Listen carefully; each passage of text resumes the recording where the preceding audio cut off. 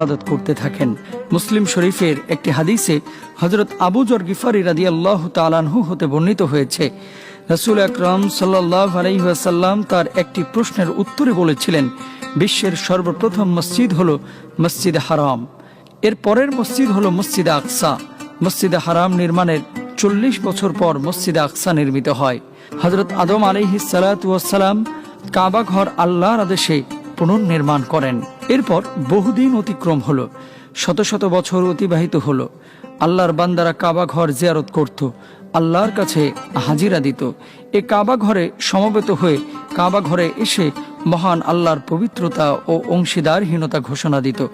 লাব্বাইক আল্লাহুম্মা লাব্বাইক, লাব্বাইক লা শারীকা লাক লাব্বাইক, ইন্নাল হামদা ওয়ান নি'মাতা লাকা ওয়াল মুলক লা শারীকা লাক।